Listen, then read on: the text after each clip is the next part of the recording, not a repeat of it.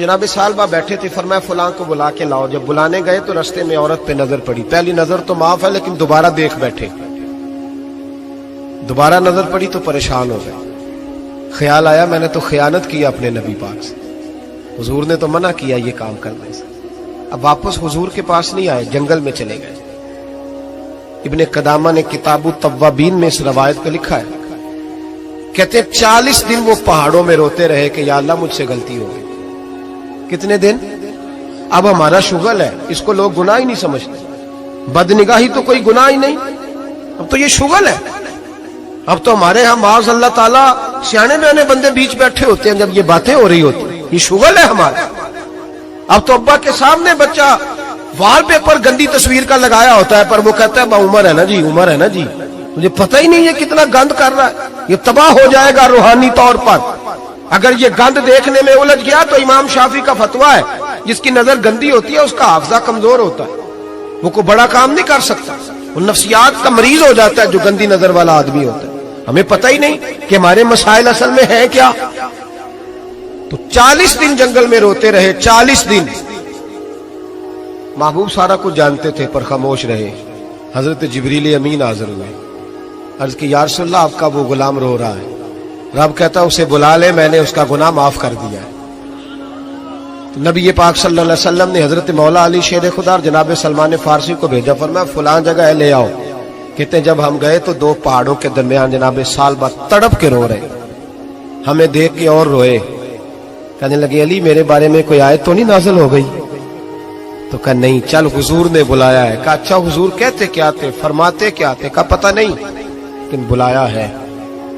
کہتے جب ہمارے ساتھ چلنے لگے مسجد نبوی قریب آئی تو کہنے لگے علی بہت بڑا گناہ کر بیٹھا ہوں، نظریں میلی ہو گئی، وضو نہیں آنکھوں کا، مجھے ڈائریکٹ نہ لے کے جاؤ حضور کے پاس، جب نبی پاک نماز کی نیت باندھ لینا پھر میں جاؤں گا، میں پیچھے کھڑا ہو جاؤں گا حضور کے، میری طبیعت میں حوصلہ نہیں، یہاں تو پتہ نہیں میں کس طرح عشق رسول کا دعویٰ کرتا ہوں ممبر پر بیٹھ کر، اور ہماری یہ میلاد آئے گا تو محفل میلاد میں اس طرح کے دعوے ہوں گے اسٹیج پر کہ علمان والحفیظ، پتہ نہیں کیا کیا لوگ کہہ دیں گے، پتہ نہیں ہم کیا ہے اور ہم کیا کہہ رہے ہیں، من دانم کے من دانم، پتہ ہی نہیں، اور کتنا بڑا دعویٰ کر دیا۔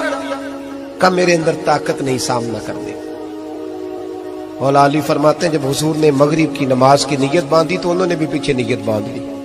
اتفاق کی بات یہ کہ حضور نے پہلی رکعت میں سورہ انفطار پڑھنی شروع کر دی، اذا السماء انفطرت واذا الكواكب انتصرت واذا البحار فجرت۔ کہتے ہیں جب محبوب اس آیت پہ پہنچے نا کہ یا ایھا الانسان ما غرک بربک الکریم، اے انسان تجھے کس چیز نے دھوکے میں ڈال دیا، حالانکہ تیرا رب تو بڑا ہی کرم کرنے والا ہے، تو کس طرح کسی اور کے دھوکے میں، بربک الکریم، اور ضمیر واحد ہے، میں تفسیر پہ نہیں جاتا، کہا تیرا اپنا رب، بربک کا تیرا اپنا رب، تیرا رب تو بڑا کریم ہے، تو پھر بھی کہیں اور چلا گیا۔ جب یہ آیت سنی تو پیچھے چیخ ماری، بے ہوش ہو کے گر گئے، گھر والے گھر لے گئے، نماز مکمل ہوئی تو حضور نے فرمایا کیا ہوا؟ عرض کی حضور وہ تو رو پڑے تھے، گھر لے گئے، محبوب پیچھے گئے تو بے سود پڑے، تیز بخار ہو گیا۔ نبی کریم سرہانے بیٹھے اور ان کی گردن کو اٹھا کر سر کو گود میں رکھا، اور جب بالوں میں دستے مبارک پھیرا تو آنکھیں کھول دی، اور جھٹ سے اپنا سر زمین پہ رکھ کے کہنے لگے حضور میں اس قابل نہیں کہ آپ کی گود میں میرا سارا ہے، اس قابل نہیں، بڑا مجرم۔ تو محبوب نے فرمایا تجھے مبارک ہو، رب نے تجھے معاف کر دیا ہے، اللہ بھی راضی ہے، میں بھی راضی ہوں۔ اب حضور کے قدموں کے قریب آئے تو کہنے لگے حضور آپ راضی ہیں؟ کہا راضی ہوں۔ فرمایا پھر میرے لیے دعا کریں، اللہ اسی رضا میں مجھے قبول کر لے۔ بس یہ بات ہوئی تھی، انہوں نے کلمہ پڑھا تو روح پرواز کر گئی۔